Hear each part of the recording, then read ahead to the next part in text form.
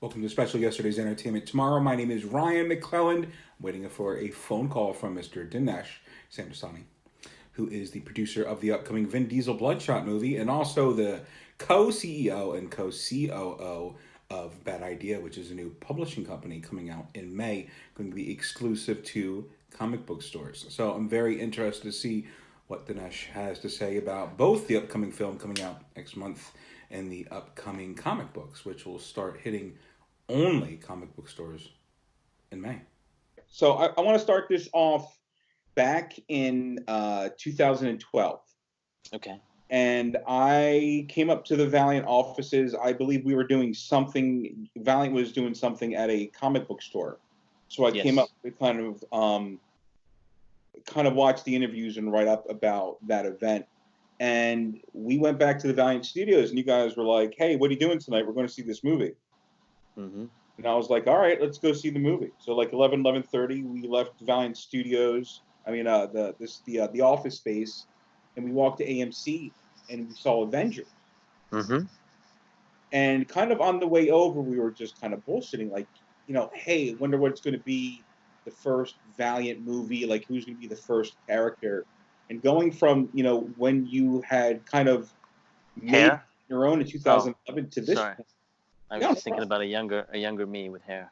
That's what it took to get this movie made. Yeah, seriously. I'm with you. But now we're here. Like it's finally 8 years from that point, walking to Avengers, thinking about this is going to be the biggest movie in the world, to 1 month away from seeing Vin Diesel on the big screen. So if I'm going to ask you from a fanboy standpoint and as a producer standpoint, how does it look? Are you excited for the finished movie? What do you think audiences are going to think of this, Ben? I'm super excited, man. I'm very, very proud of the movie. It is the movie that I hoped it would be. I think it's the movie that Valiant fans hope it'll be.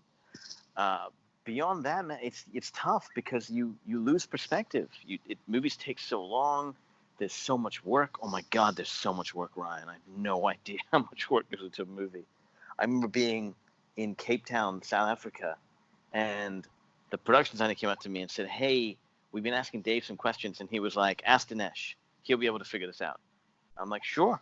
Dave's the director. "Sure, no problem. I'll help you guys figure it out." And so I go into a room and they show me like 20 different types of nails and screws because we're building this like mile long tunnel to do a big set piece in. This is pre-production, and they're like, "Which one should we use?" And I was like, "What do I know about this? I don't know about construction, and I don't think we're even going to see these things." And so I go, "Okay, we're looking at each one. It takes about 45 minutes. We pick the one. This is the one that's got the right shine. It'll reflect the light in case we see it. It'll give it the kind of industrial look. It feels very Bloodshot." The movie's finished now. You don't see. I mean, I don't care if it's 4K, 8K. You're not going to see any of those things.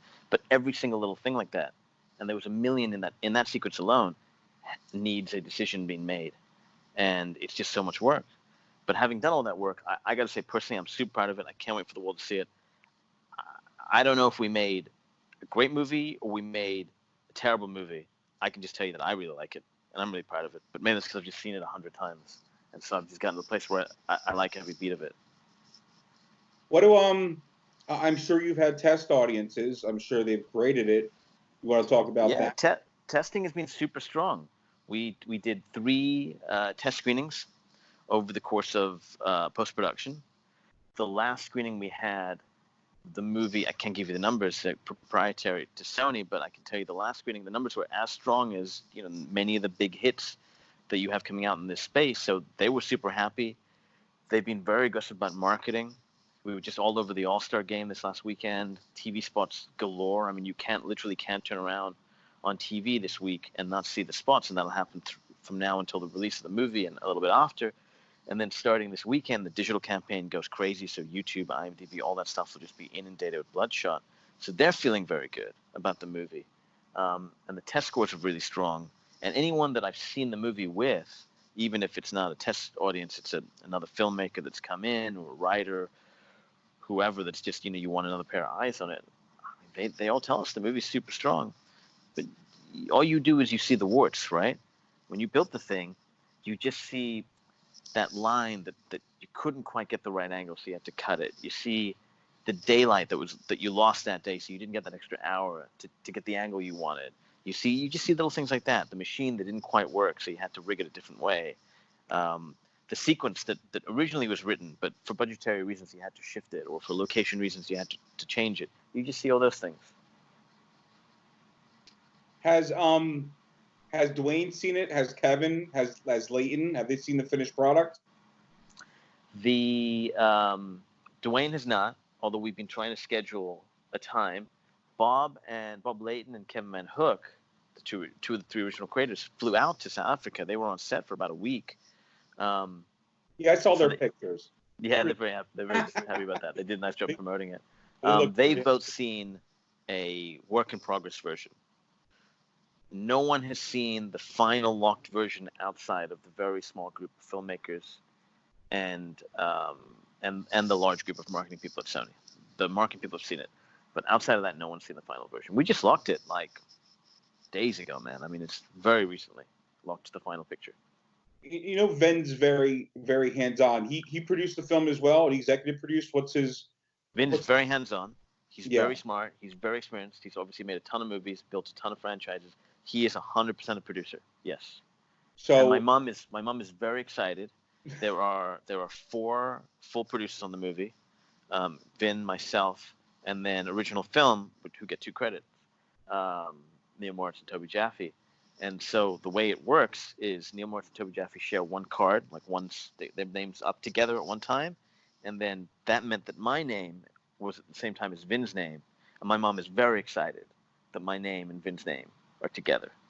Well, as long as she's excited, I think everyone in the world is going to be excited. Especially, I mean, your name is pretty synonymous with Valiant, and it goes long before even you came and were able to grab those characters, because I would think people from the let's say the Valiant fans message boards, you know, long before you owned that company, you were a really big fan.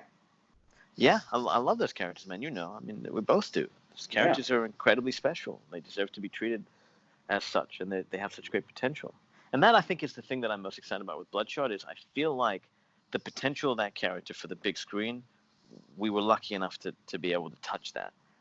There's some sequences that are just jaw-dropping, man. The tunnel fight is all practical. We did that with wire work, practical squibs, practical everything. Cars, the whole works, practical lighting, and it just feels brutal. And Vin was there. It was not a pleasant situation. We were there for days and days and days, hot, dark, flour everywhere, because we were using it for an atmospheric. It's disgusting, but it looks amazing. And then we did an elevator fight sequence that is very heavily reliant on CG, because it's such a dangerous sequence. It takes place 70 stories above the ground, and that thing also looks just stunning in a completely different way. And I feel like between those two and then the other sequences that we have, we really got to show off why Bloodshot is so unique and exciting, but also just the tone of the whole Valiant universe, that grounded tone that is different from Marvel and different from DC, and equally valuable and equally exciting. And hopefully that inspires a couple other things, whether it's Valiant or other films, to kind of follow down that road.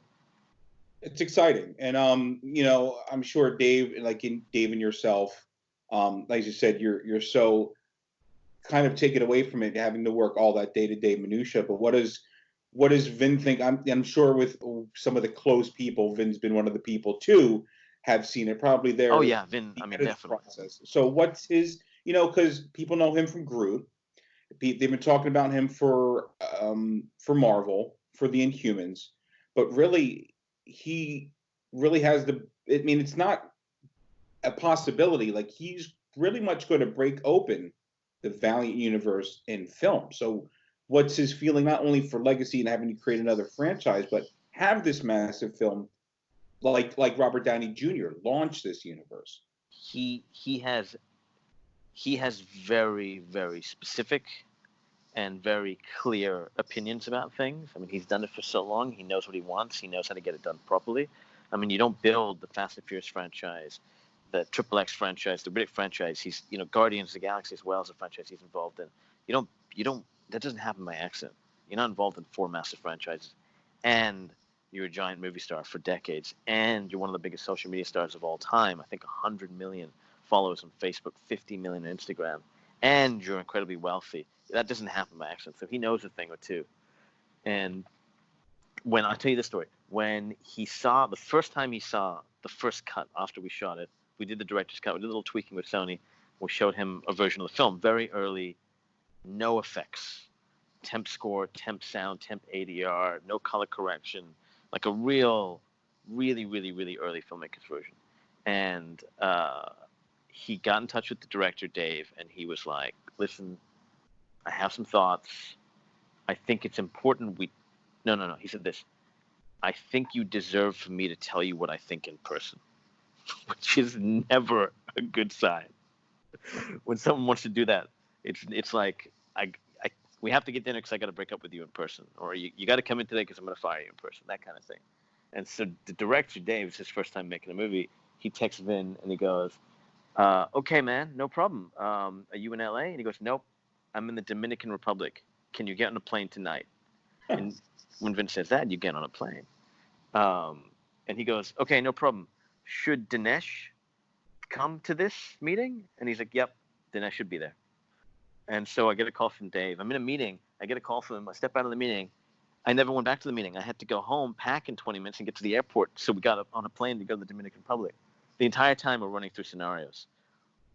What could he have hated? We didn't. I know he loved this tiny little moment. We didn't get it in there, but it doesn't work for pacing. We got to talk to him about that. What do we? We're running through the game plan of how to tackle this. We get there. His people pick us up. They take us to the hotel. We figure he's got a full day's plan. We've just landed. We'll have a shower, something to eat, maybe a nap. We'll go see him that night. 20 minutes later, they're like, okay, whenever you guys are ready, Vin wants to see you. Okay, just go up the plane. Quick shower, get in the car, go to Vin's big villa. And we sit down with the head of security. We're waiting for Vin. And then Vin comes in. And he's got this beautiful place, big outdoor space. And he comes in, and we see him, and he's like, his energy's super high. He's like, guys, I just, I think, I don't know where to start. Guys, maybe this might be a good place. And I think I can't remember. I think it was me that just jumped in. I was like, Vin, you're killing me. How bad is it? And he stopped, and he was like, you think you come all the way to the Dominican Republic because I'm upset? No, man, this is a celebration. We got a franchise.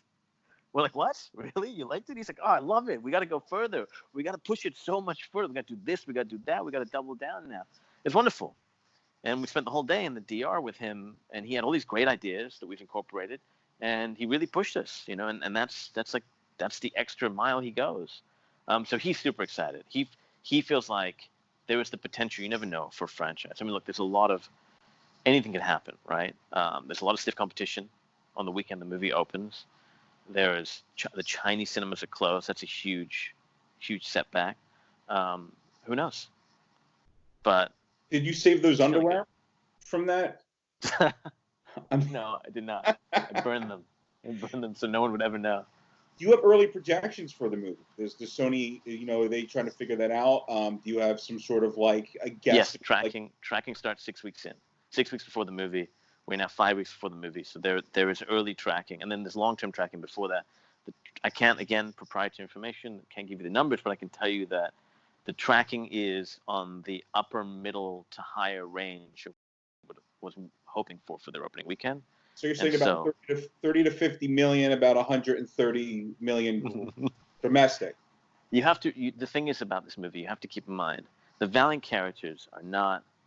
One, they're not the Marvel characters. Two, this isn't the 30th movie in a franchise, which is what Marvel is, right? We're also not playing with Batman or the Joker or these icons.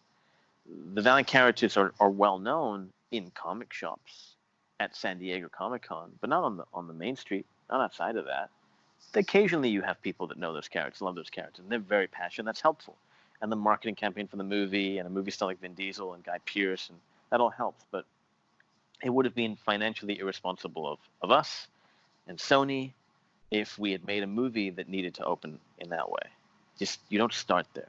I would think about Bloodshot, and it's I'd love to give you numbers, but I'm working for Sony, which is an unusual situation for me to work for someone, so I'm trying to be respectful. But I would think about it more like the first John Wick.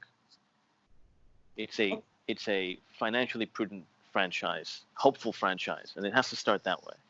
And the good news for that is that it's not reliant, and it was purposely built this way. Sony, I thought Sony were fantastic. I have only the best things to say about the experience of Sony. They went above and beyond, so much further than I would have ever imagined any studio going. They were very smart about the way they built the movie. They built it so that it doesn't have to succeed purely on domestic. It doesn't have to succeed purely international. It doesn't even have to succeed purely theatrical. There are a number of ways for this movie to become a success, and that takes a lot of pressure off. And what it allowed us to do is tell a story that was a risky story to tell, because there's a lot of mind-bendy stuff that happens, and so it's not spoon-fed. It's not your traditional Hollywood genre film, which is what Bloodshot and Valiant is. And it allowed us to take some risks in terms of the kind of visuals that we're presenting. It's very much like the Valiant Comics, a more sophisticated story, and one that requires a certain knowledge of movies and superheroes just in general, not specifics to the character, but just if you've never seen a superhero movie or a sci-fi action movie, this one might not be as exciting to you, because what we do is we play with expectations. More than superhero movie, I think the movie is constructed to be a science fiction action film with a kind of mindfuck element in the vein of the original Total Recall, the original RoboCop, movies like that, with a superhero in the middle of it. And that's really fun. That's a fun genre hybrid. It's Vin Diesel's Memento. Yeah, it is.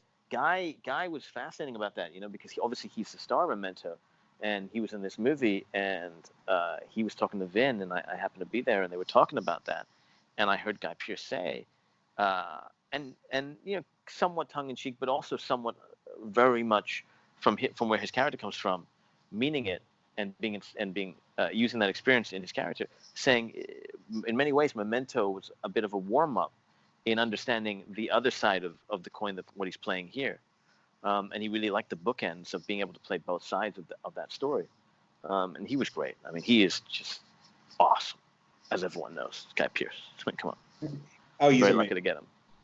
You gotta get my dad. And here's what I mean by this. Iron Man, I interviewed the cast of Iron Man, San Diego 2007. 2008, the film comes out. I didn't go out and see it right away. My dad doesn't know who Iron Man is. He doesn't care. Yeah. He told me, he's like, hey, I just saw this movie, Iron Man. You ever hear of it? I'm like, yeah, Dad. He's like, you got to go see it. It's great. And of course, I went and saw it, and it's great. I think for a lot of people, especially with superheroes these days, I hate to use that with Bloodshot, that label, but I think with comic book films, there's an expectation where, if it's good and the word of mouth gets there, you're going to get those butts in the seat, especially with Vin Diesel. I mean, he even like projects like The Last Witch Hunter, which a lot of people didn't like. I loved that film. I thought that film was amazing. And I think he knows how to pick his projects and be able to get people's butts in seats. It's something that's a very good point. It's something that I know Sony Marketing's been working very hard on, and even the test screenings, we index incredibly high for older women, and incredibly high for women for this kind of film, and that's because, and I think the way that we'll get them and people like your dad is, it is a very very strong script. I mean, it's written by Eric Heiser, who was nominated for an Academy Award for Arrival just a few years ago, wrote Bird Box, which is Netflix's most watched movie of all time, the Sandra Bullock film, and wrote, he understands the Valiant universe very well. He wrote Secret Weapons for us at Valiant, and he wrote the Harbinger film that was in development at Sony. He's a super strong writer, and he crafted an incredible script and story and characters. He made me care about Valiant Comics characters. Like, he created new ones and made me care about people that I never thought I would care about. Let's say like Secret Weapons. He did an amazing job. Harbinger Wars, an amazing job. He's a hell of a writer. Not to blow smoke up his butt, but I'm just saying he wrote some of the best Valiant comics of the new Valiant era. Totally agree. Secret Weapons is I've told them many times, one of my favorite things that we were lucky enough to put out during the time I was at Valiant. And I think for me personally, the closest to the kind of story that they told in the 90s at Valiant. It felt the most of a piece of that I era. I agree. But let's shift gears here. Let's go from talking about Valiant to Bad Idea, which is the new comic venture that you have that is starting in May. Is that the first issue Yep. coming out in May? Yep. Which is ENIAC. That's correct? ENIAC. ENIAC. Electronic How Numerical soon? Integrator and Computer. It's a real thing. Yeah, Was a it is. real thing. Which I forgot about until I started reading about the comic, and I'm like, oh yeah, I remember. I have a bad memory. So, how soon after? Let's say, let's try to put it in a timeline perspective. How long after you joined Hive Mind was this idea coming? Was it before then? Like, how soon after Valiant? Like, when were you thinking, you know what? I'm getting back into Hollywood, and I'm producing this film. I'm going to start producing television shows, movies with Hive Mind. But I mean, obviously, you don't need to produce comics, but you are anyways because of your love. How quickly were you starting to think about Bad Idea? I same time. I not to bore anyone, but I'll be very quick. Personal journey post Valiant. I was not happy. I tried to look on the bright side of it. Got paid well, but it's my baby. Valiant was my baby, my dream job, and we were there. We were successful. We had our biggest year ever. Every book that we put out not only was critically success, but was a massive commercial success. In 2017, we continued to be the #1 read publisher in the business, winning awards left and right like crazy. Licensing was booming, so we were doing really well from a financial standpoint.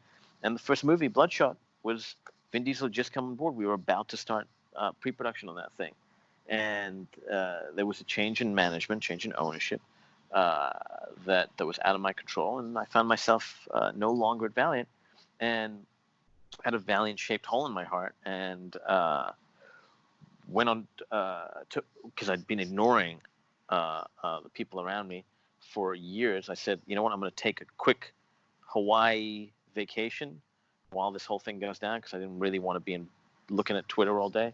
I didn't expect it to be such an outpouring of love. Had I known, I would have stayed there and basked in it. But I took my wife to Hawaii, and then I met up with my brother in Budapest. I've never been in Budapest. I was there for 2 days, and we had dinner one night, and I'm talking about it, and he's basically telling me I'm an idiot. He's like, what are you doing, dude? This is the best thing that could ever happen to you. I was like, why? It's a terrible thing. And he goes, no, you have now the freedom. You did that thing. You have the freedom now to decide what you want to do in life, like what's important to you. You don't have to worry about shit anymore, and you should figure out what you want to do. And I thought he was totally right.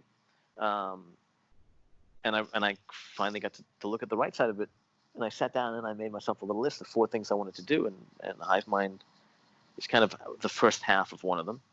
There's a final form to Hive Mind that we haven't got to yet, and Bad Ideas is another one. And Bad Idea might be the one I'm most excited about, man. I mean, it's publishing comics is fantastic. It's as much as I enjoyed making the movie, it's better than making movies. It's better than making TV shows. It's the kind of creative freedom you have, the speed at which the stuff comes out, the fan base is phenomenal. The industry is phenomenal. It's a great medium, man. So we started cooking it up pretty soon after. Because you have people up in arms. I hate to cut you off there for a second. Like, people are like so excited, or they're very angry, and they're like, you're putting this publishing idea out there. It's it's available in comic book stores. There's no graphic novels. You actually there's no digital comic books. You have no to digital, go no variants, to a comic store, no collections. Only a select number of stores, starting at probably about 20. Yeah, people aren't angry. It's coming across as anger, but what they are is they're scared. It's FOMO. They have a fear of missing out. I was so excited. Because my local comic book store guy is like, the industry is killing comic book shops, and I think something like this really places you up on a pedestal. You are fighting for the originality in comic books, but also pretty much fighting for comic book stores themselves. I love comic book stores. I love comic book shop owners. I think they do a service to the industry. It is not an easy job. It is easily the most difficult job in in all of comics. I don't care what anyone says. It is the one job in comics I never want to do. It looks too difficult. Having to look in a previous catalog 4 months ahead of time, decide how many of each book. There's so many things to go through in there to figure out which ones are going to be successful 4 months from now, which ones are going to be late, and then have to deal with rain and things out of your control and consumer demands and damages and all sorts of nonsense. Just too much for me. But I will say, we're not trying to save comics. It's not. We're too small, man. I mean, that's Marvel and DC's job, if they'll wake up to that ever. What we're trying to do is, there's an idea of what comics can be at their best form, at least in our opinion. And that involves comic book stores in a big way. It involves the experiential nature of walking into a good store and talking to the people that work there who have a depth of knowledge, and being able to physically touch the book and take it to the counter and talk to the guy selling or the girl selling you the book and have him or her tell you about things you didn't know. Hey, you like this book? Oh my God, have you seen so-and-so? Have you seen this new artist? Let me tell you about this indie book you've never heard of. It's your new favorite thing. Check it out. I love that experience. I love the experience also of hunting for books. I think that adds a lot of value to the experience of consuming, of reading, of devouring the stories. And so we're trying to replicate that. Is Adam Freeman your guy, getting in touch with the comic book stores? It's been interesting, the initially the team wasn't meant to just be the Valiant team. They were all still Valiant. And I was very lucky in that one by one, they all very quickly fell out. And as they did, they were looking at opportunities, and I was able to be lucky enough to work with them again. So yeah, Adam Freeman, Josh Johns, Warren Simons, Hunter Goranson, and then in terms of creators, I mean, we mentioned Eric Heiser, who wrote Bloodshot and Arrival. He's on board. So is Matt Kinn. So is Rob Venditti, Josh Dysart, Peter Milligan, Jeff Lemire. And then in terms of artists, I mean, it's a who's who. It's Louis LaRosa, Thomas Giarella. I mean, it's Doug Braithwaite. We're spoiled. Adam Polina. Pretty tasty bunch of people here. Yeah, on the page and off the page. And I'm excited because knowing the quality that you've put out, the work that went into the books and the books themselves, again, you're starting with the leg up because people have that trust from your previous product and are interested in that idea. It seems to be. We definitely underestimated the amount of interest we would get, and we're having conversations now about, do we stick to 20 or do we a little bit? Don't want to up it too much. If we do, we're going to go to Comic Pro this week, which is the big industry event where the retailers and publishers get together, and I've never had a more full dance card than I have to this Comics Pro. I mean, I could go 3 times as long. It could be 3 weeks instead of just a few days, and I still wouldn't be able to get all the meetings done because we have so many retailers, stores that want to talk to us about being involved, and that's exciting. And we've seen an outpouring. Our social media accounts, our newsletter, are just we're getting signups all the time, nonstop. So we're having to reassess a lot of the plan to make sure that we can keep up, but at the same time, make sure that we can keep the quality high, because everything we're doing is about making better books. That's I think the thing that we're driving towards when we say no variants, right? Because the thing about variants is it's not unheard of for one of the big books on the big publishers to have 22 variants, right? You've heard of more, but 22 variants means 22 covers, 22 times the resources that it would cost, the time, the money, all that stuff. That's a whole nother comic. And so if there's a way to not have to do variants by changing the business model, which you're allowed to do, which you're able to do when you start from scratch, then you can take those resources, time, expertise, money, and you can put them into more comic books. Same with digital, same with collections. It's not that we don't like those things. It's just you look at the value proposition. Do collections make sense for a company at this stage? I don't think so. What happens, people don't think about, is you have to print, unlike comics, you have to print trades in batches. You can't print to order. You don't have your order numbers in. You have to print larger batches, which means that over the course of just a few years, even a small publisher to medium publisher can be sitting on millions of dollars of inventory in trades, just sitting in a warehouse, and they're slowly selling. 10 copies here of that one every month, 40 copies of that one every month, but they're sitting on thousands of them, millions of dollars.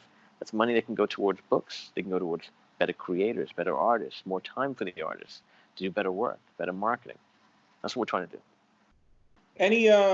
Any thoughts on your print runs of what you're, if you up to like the thousands, whereabouts you're liking to come in, let's say for your first couple issues? I would say the way that we're going to do it is the retailers will choose their numbers, but we're a small company with there's no Wolverine here, and we're not publishing 10 books a month or even 100 books a month like Marvel does.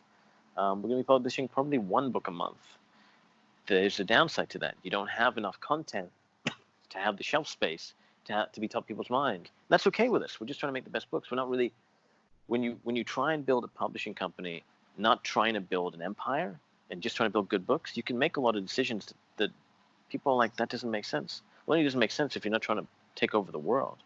So we're comfortable with that, but I think that'll result in lower orders, which is fine. The company's built for that, and so I think the books will be on the lower side of what people sell. It'll be in the top 300, but it'll be on the lower side.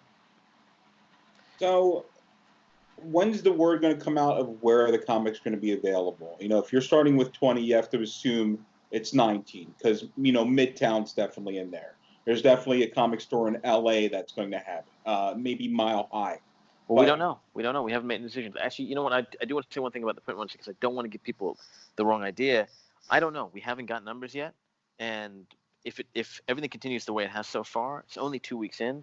Every single thing that we'd predicted, we're finding our predictions are way too low. We could find the numbers are higher than we thought they were. In terms of stores, we've made no decisions. We've had many conversations for going on a year now. We've been talking to stores about this, and they helped build the plan. But we've made no decisions. We will be making decisions right after Comics Pro. So we're going to Comics Pro. We're going to have a ton of meetings. We've been on the phone nonstop since the announcement. And post Comics Pro, we'll start to lock down what our list looks like, how many that will be, and who those stores will be. You can feel free to add Wade's Comic Madness in Pennsylvania to that list. Okay, I will. Go. So I will put them on the list of contenders. But we have. It's not. I don't want to give the impression that it isn't a two-way conversation. We are being as insane. We're re-examining with the same fervor every component of publishing. So it's not just digital variants, quantity, quality of books, print runs, collections. It's also the relationship between publisher and retailer. And so we have a list, it's a short list, 5 or 6, what we're calling guidelines, rules, things that stores have to do in order to be a bad idea destination store. In the same way that we're asking the consumer to do a little bit more work than they're used to doing, we're asking the retailers to do a little bit more work too. And we're promising that we're going to do a little bit more work and the books are going to be a little bit better, because we understand that all of this nonsense is only worth it if the books are legitimately better, if the comics are better, if we can deliver something everyone else can. And I think with a number of books in the can now, I feel very comfortable that we're able to do that.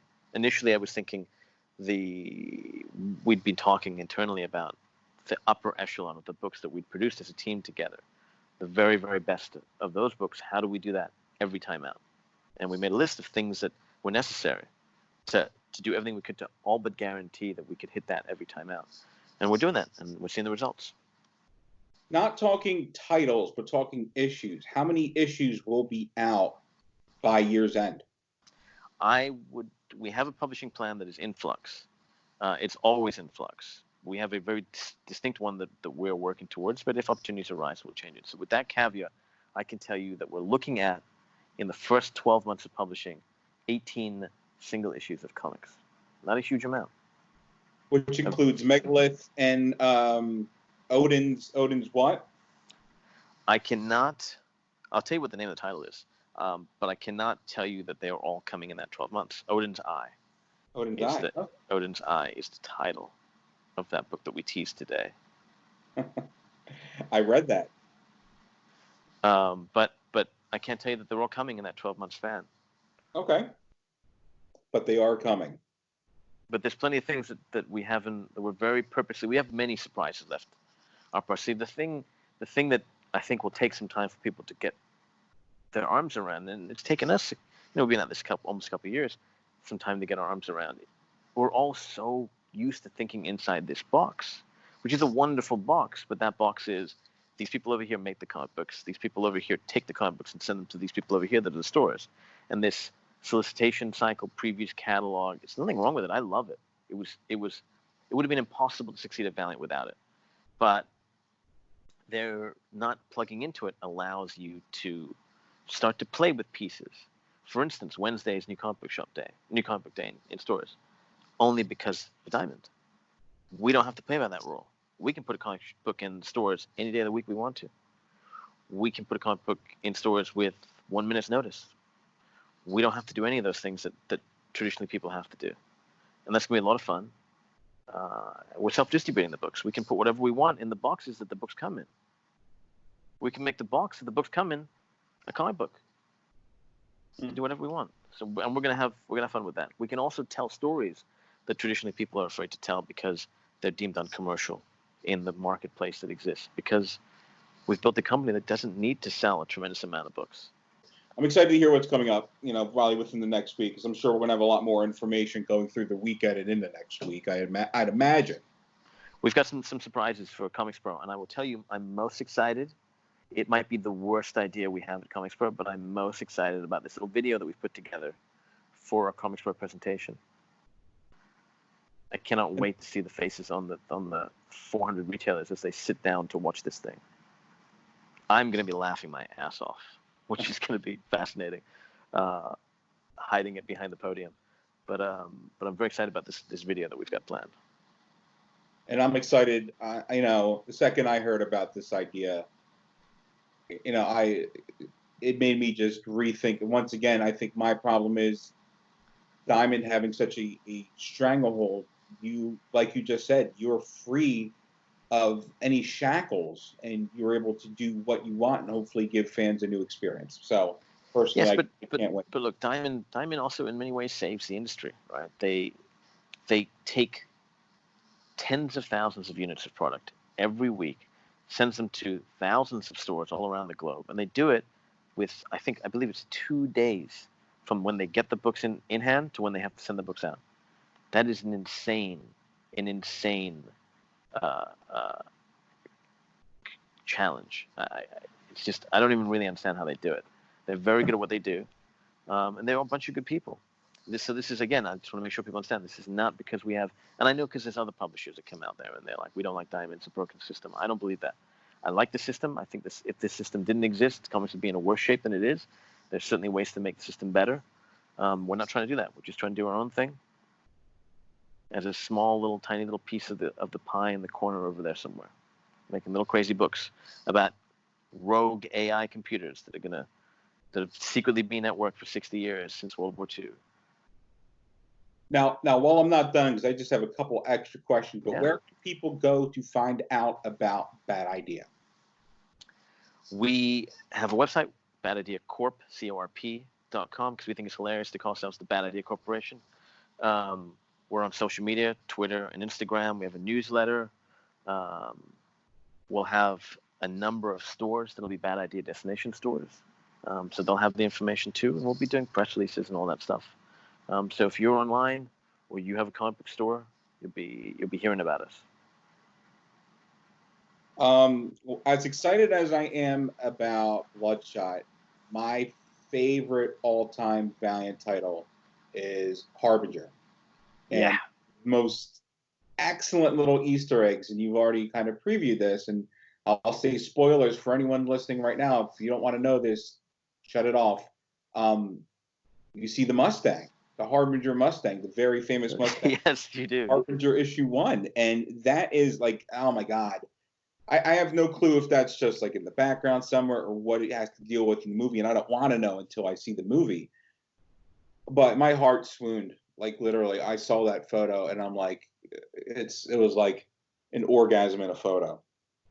It wasn't just a wink. It was something the director and I talked about. We had a sequence in which we needed a car, and it's a sequence that specific car isn't on screen for a long time, but it can have a large impact and can underlie a larger thematic component of the film that will walk towards, that will start to the momentum towards Harbinger. And so we wanted to do something, and he came to me and he was like, look, what should we do? I said, it'd be great. It's this car on one of the most famous Valiant covers. We should get that car. And he goes, great, I love it. I said, cool, no problem. I'll go talk to the vehicle department. And I go and I talk to these guys, and I was like, hey, here's this picture of this comic book. It's a Mustang from this era. It's this color. I don't know if you guys. They're like, yeah, no problem. Don't worry. Have it here tomorrow. I was like, what? And they're like, yeah. You want some backups? You want other colors, other years? I was like, can we do that? And they go, yeah, sure. And I go, well, give me 5 minutes. And I come back and I go, well, there's this one from Bloodshot Reborn, and then there's this one from Bloodshot in 1992, and then there's this one from Bloodshot Salvation. They go, great. We'll have all 4 of them standing by. And the next day, there they are, making a movie, man. It's a well-oiled machine. These guys know what they're doing. It was no trouble. Without saying anything. And you know what? I'm not going to ask that question. Forget it. Are you going to ask if Harbinger's in Bloodshot? No. I was just going to ask if there's any kind of slight Easter eggs. Not talking about Harbinger, just like anything. There's any slight. There's plenty of Easter eggs. Look, there's plenty of Easter eggs from the Bloodshot universe. There's tons of little things. You won't catch them all the first time.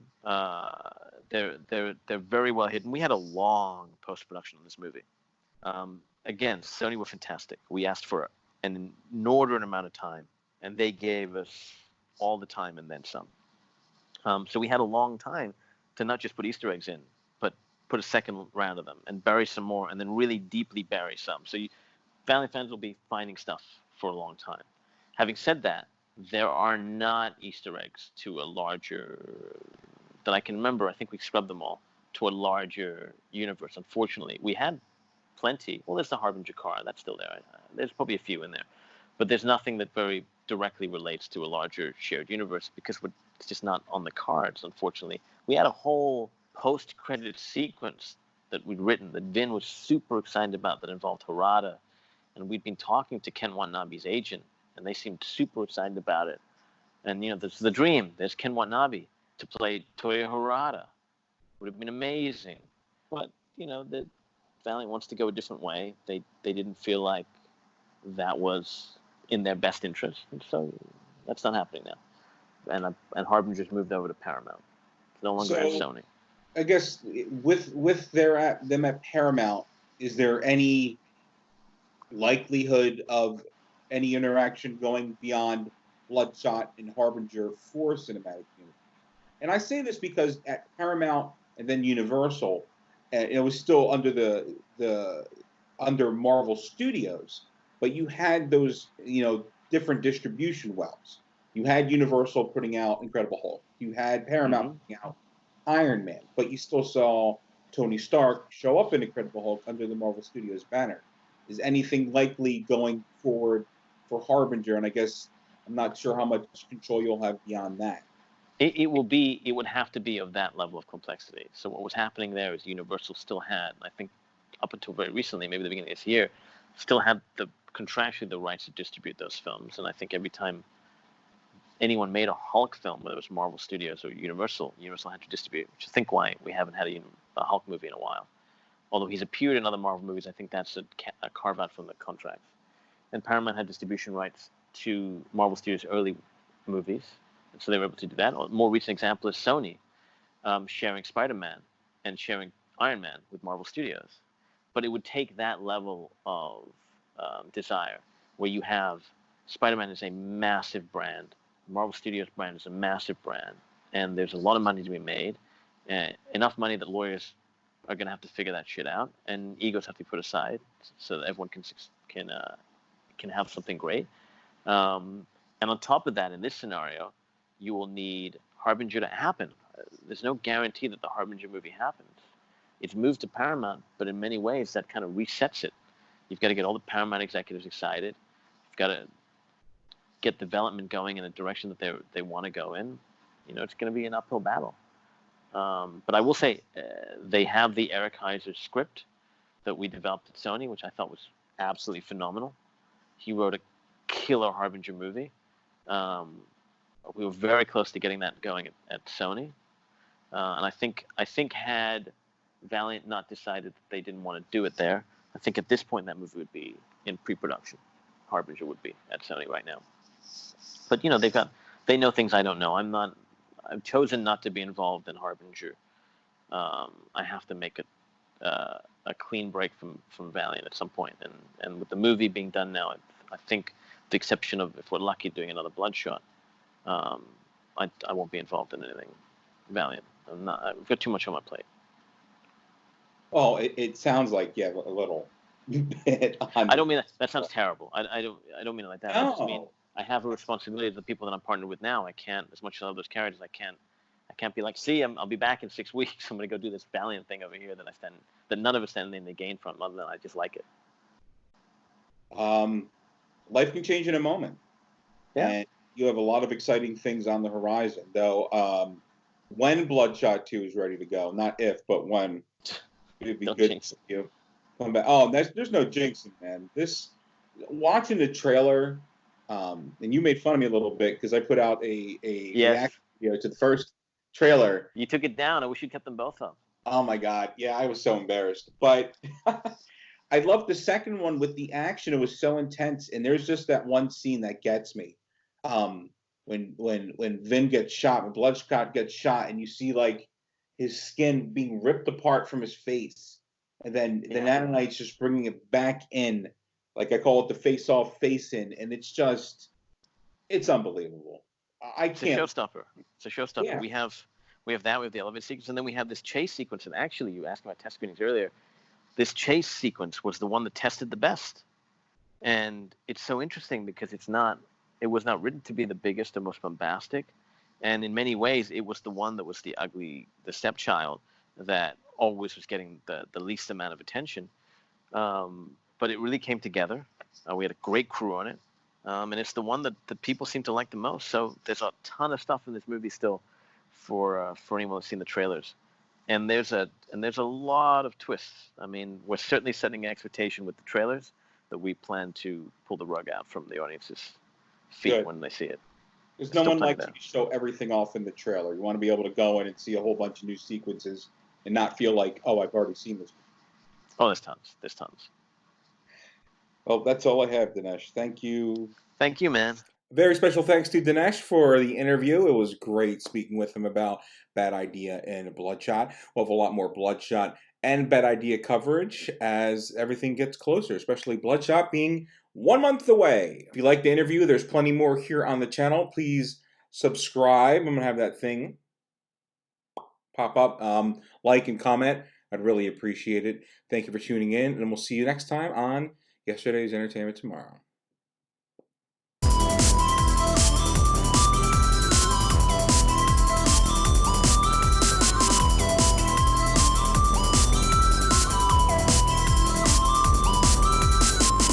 Ha ha ha!